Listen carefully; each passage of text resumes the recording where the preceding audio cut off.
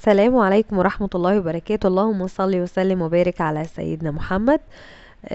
لو لسه أول مرة تشوفني ياريت تدعمني وتشترك في القناة وتفعل الجرس عشان يوصلك كل جديد بمجرد ما أنا بنزله.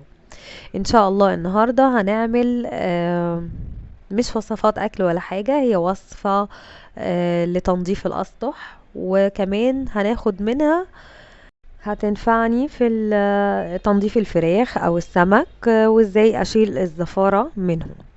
يلا بينا ندخل على المقادير الاول ونشوف الوصفة عاملة ازاي. اول حاجة هيكون معايا قشر الليمون انا مخزناه معايا من رمضان. ليمون معصور انا مخليه القشر معايا، ومعلقة سكر، معلقة ملح، معلقة ملح ليمون، ومعلقتين كبار خل ابيض. هحط على الليمون كل المكونات، الملح والملح ليمون والسكر والخل. هبتدي اقلب الخلطة دي كويس جدا.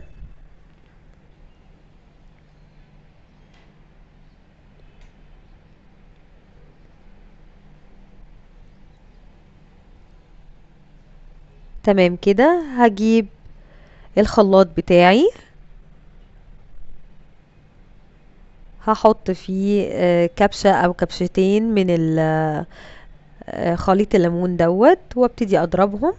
لو الخلاط ممشيش معايا هبتدي ازود شوية مية.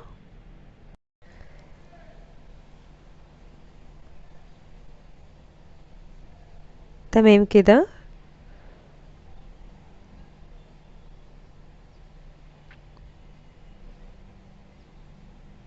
وبعدين هبتدي اخد الخليط واصفيه في المصفى،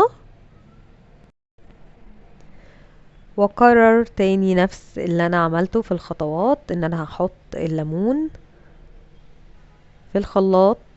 لو ممشيش معايا هزود شوية مية عليهم،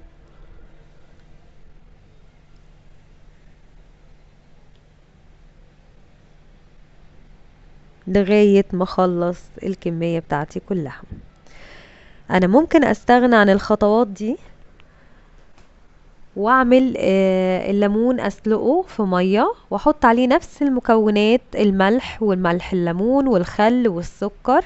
طبعا السكر هتمدى، لو حطيتيها مثلا على الفراخ ولا حاجة بتخلي اللحم بيستوي اكتر.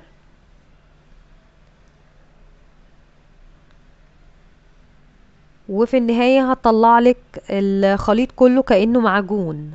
هتستخدمي منه معلقة على لتر مية وقت السمك، في تنظيفه مثلا او في الفراخ، عشان لو هتشيلي الزفارة بتاعتهم.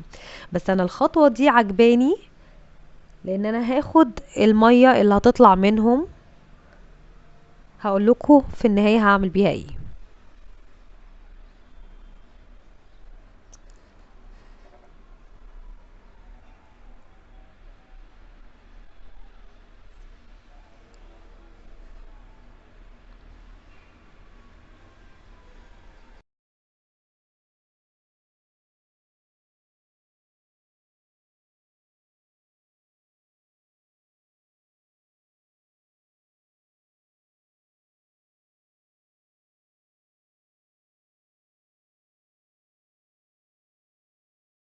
المية طبعا اللي موجودة انا مش هرميها، هستفاد بكل حاجة فيها.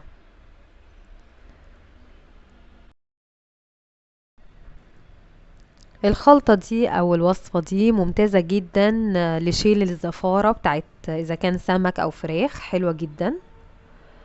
آم،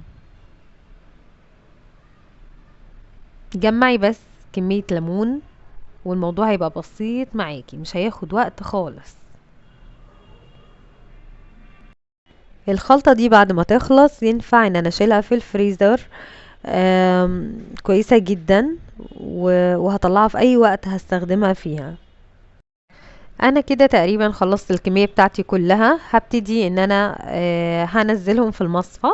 ده شكلها، التفل بتاع الليمون والقشر كله. هبتدي اصفيهم، اعصرهم كويس جدا لحد ما انزل المية اللي فيه كلها. كده انا معايا طريقتين في الوصفة دي.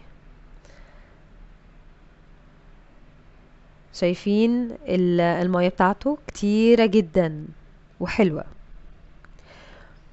هبتدي اعبيها في البرطمان او الازازة بتاعتي. الوصفة دي او المية دي انا هعمل بيها ايه، او العصير اللي طلع لي ده هعمل بيه ايه؟ ده لتعقيم الاسطح، رخامة، تعملي بيها البوتاجاز، بتلمعي بيها، تحفة جدا. ولا كيماويات ولا اي حاجة، حاجة طبيعية. طب والطفل؟ الطفل هاخد منه شوية على الفراخ او السمك، ده بيضيع لي الزفارة بتاعتهم نهائي.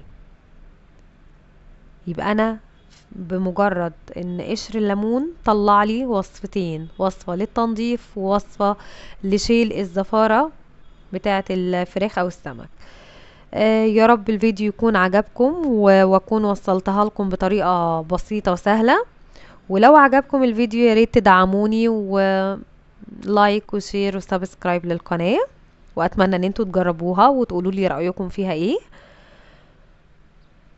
اشوفكم في حلقات جديدة ان شاء الله، والسلام عليكم ورحمة الله وبركاته.